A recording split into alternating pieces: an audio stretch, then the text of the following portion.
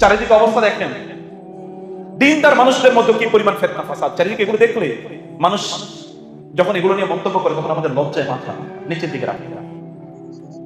তাইলে আমি ভেতর থেকে আসলে পরিশুদ্ধ হই নাই, ভেতর থেকে শক্তিশালী হয়ে উঠিনি, ভেতর থেকে আমার মধ্যে সেই কোয়ালিটি গুলো ডেভেলপ করে নেই। কারণ আমার সালাতই আসলে হয়, আমার সালাতই হয়। এবং আপনি জানেন হাদিসে এরকম বহু বিবরণ আছে যে তার সালাত হয় নাই, লাম তুকবালু লাহু সালাতুহু, তার সালাত কবুল হয় নাই। সালাতের নামাজে কেবলমাত্র বাহ্যিক কিছু ইস্যুই নয়, এর অভ্যন্তরে একটা রুহানি আছে। এবং এই কারণে অনেকে আমাদেরকে বলেন, গতকাল আমাদেরকে অনেকে প্রশ্ন করেছেন যে নামাজে মজা পাই না কেন? নামাজকে আপনি ভালোবেসেছেন কবে বলেন?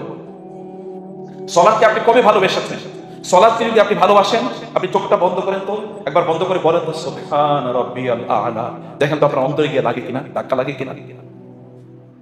আপনার চোখটা বন্ধ করে একটু বলেন তো সুবহান রাব্বিয়াল আযীম, দেখেন তো অন্তরে গিয়ে ধাক্কা লাগে কিনা। আপনি কেবল চোখটা আল্লাহু আকবার, দেখেন তো অন্তরে গিয়ে ধাক্কা লাগে কিনা।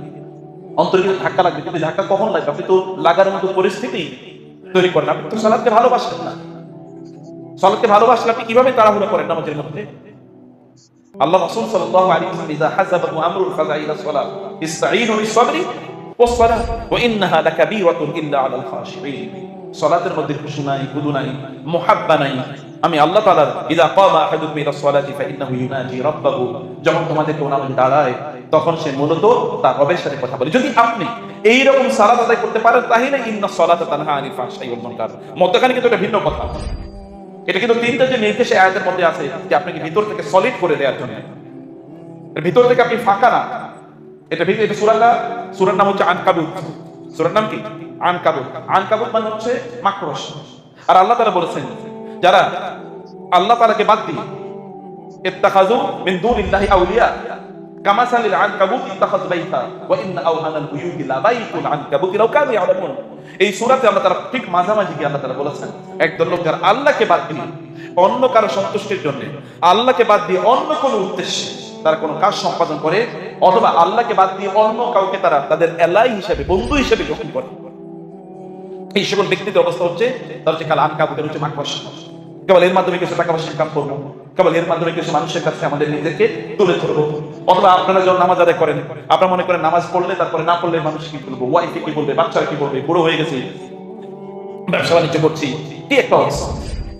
সালাতটাকে ভিতর থেকে ভালোবেসে নামাজে দাঁড়িয়ে যে আপনি কবে বলেন নামাজে দাঁড়িয়ে আপনি একা একা নামাজ পড়তে পারছেন, সেটাই আপনি পারছেন, আপনি বলেন কবে এটা হয়েছে? এটা যদি না হয়ে থাকে তাহলে বুঝতে হবে যে সালাতটা ভেতর থেকে ভালোবাসার কারণে সালাতটা আদায় হয় না। আপনার নবী কি করেছেন? কুমিল লাইলা ইল্লা কালিলা, কেউ তাকে দেখে তখন তিনি বেশি লম্বা নামাজ আদায় করতেন। যখন কেউ তাকে দেখতে হলো তখন তিনি বেশি লম্বা নামাজ আদায় করতেন। আর আমরা তো কেবল অন্যদের সামনে লম্বা নামাজ আদায় করি, তাই না? নামাজে যখন আমি দাঁড়াই, কেউ যদি আমাকে দেখে তখন আমি একটু নামাজে আমাকে তাকিয়ে আছে তখন আর একটু ভালো করে দাঁড়াই, একটু দুশো দুধু বাড়ে। আর কেউ যদি না দেখে তাহলে মনে হয় সুপার স্পিড করি নামাজ দেখা শেষ। সালাতকে ভালোবাসা, নামাজকে ভালোবাসা, ভালোবেসে প্রত্যেকটা শব্দ উচ্চারণ করা, আল্লাহু আকবার, সুবহান রাব্বিয়াল আযীম, আলহামদুলিল্লাহি রাব্বিল আলামিন, সামিআ আল্লাহু লিমান হামিদা, রব্বানা ওয়া লাকাল হামদ। প্রত্যেকটা শব্দ আপনার ভেতরে গিয়ে আস্তে আস্তে বলেন, ভেতরে গিয়ে একটা অনুরণন তৈরি করুন, একটা প্রতিধ্বনি তৈরি করুন, একটা ঝাঁকুনি তৈরি করুন, পবিত্র করে দেখে পাবে। এবং তারপরে কি জানেন, 2 নম্বর, যদি আপনি এরকম নামাজ আদায় করতে পারেন তাইলে এই নামাজগুলো আপনাকে পরিশুদ্ধ মানুষ বানাবে। নামাজি কিন্তু লোকেরা ধোঁকাবাজ কিনা বলে, নামাজি লোকেরা ধোঁকাবাজ নাই। সব নামাজিরা কি একেবারে পুত পবিত্র আল্লাহর ওলি হয়ে গেছে? অধিকাংশ লোকেরা তারা নামাজও পড়ে, নামাজের পর মসজিদে তাদের নামাজ হয়ে যায়। আপনার নামাজ যদি আপনাকে ভিতর থেকে আমানতদার না করে, শক্তিশালী না করে, তাহলে আপনার নামাজই তো হয় না। এই নামাজ আপনি কিভাবে দাঁড়াবেন?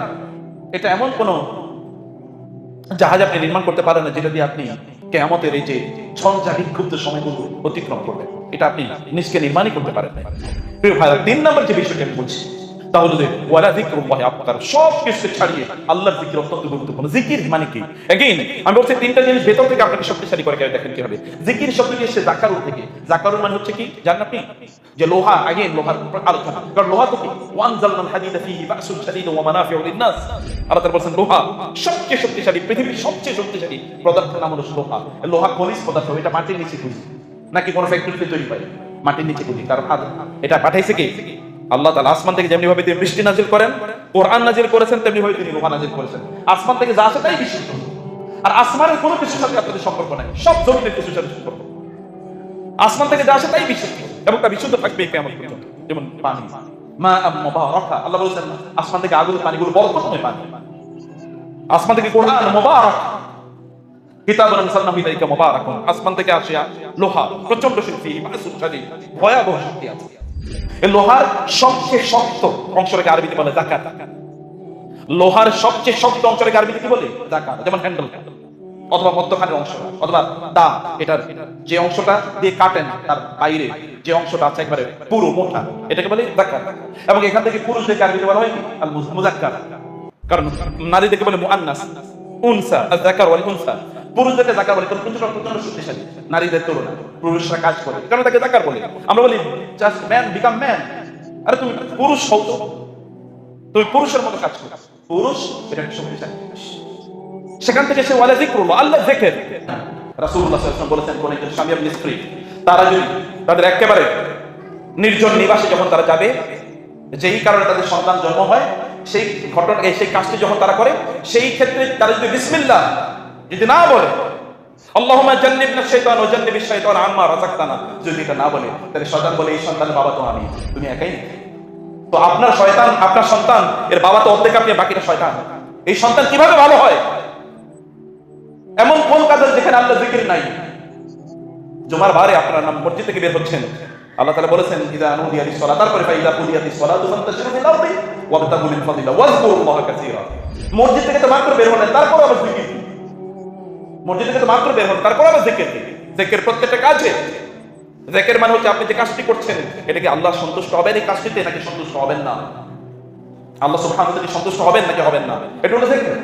আল্লাহকে প্রত্যেকটা মুহূর্তে স্মরণ করো, আল্লাহ তুমি বলো আমি কাজটা করবো কি করবো না। আল্লাহ তুমি বলো এই কাজটা তুমি সন্তুষ্ট হবে কি হবে না, তুমি কি এই কাজটা পছন্দ করো কি পছন্দ করো।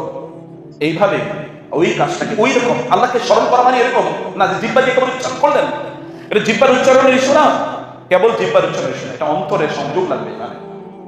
এগেইন তাহলে এটা আপনাকে একেবারে আয়রনের মতো সলিড হবে। আপনি এমন খাঁটি মানুষ হবেন, এমন মানুষ হবেন যেটা কোনো কিছু আপনাকে ফলাতে পারবেন না। আল্লাহ রাসূল সাল্লাল্লাহু আলাইহি ওয়াসাল্লাম আব্দুল্লাহ ইবনে আব্বাস রাদিয়াল্লাহু তাআলা আনহুকে বললেন, ইয়া গোলাম ইন্নী উআল্লিমুকা বিকালিমাতিন ইহফাজিল্লাহ ইয়াহফাজুক। হে শিশু, হে বৎস, হে বালক, ইয়াং ম্যান, আমি তোমাকে কয়েকটা জিনিস শিখাই, তুমি আল্লাহকে তোমার বন্ধু বানাও, আল্লাহ তাআলা তোমাকে রক্ষা করবে।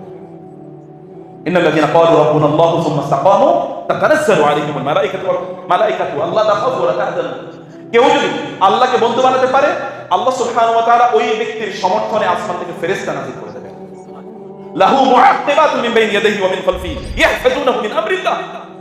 আল্লাহ তাআলা বলছেন আমি এই জাতীয় লোকদেরকে যারা আমাকে বন্ধু বানিয়েছে, আমি তাদেরকে সামনে থেকে এবং পেছন থেকে প্রোটেকশন প্রদান করি আমার ফেরেশতাদের মাধ্যমে। তার সামনে থেকে ফেরেশতা, তার পেছনে থেকে ফেরেশতা।